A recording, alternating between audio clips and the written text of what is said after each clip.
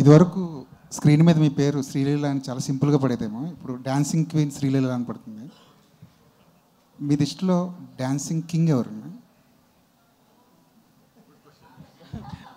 ఒక్క నిమిషం, మనం ఒకే టీం అండి. గుడ్ క్వశ్చన్ అట. పక్కనే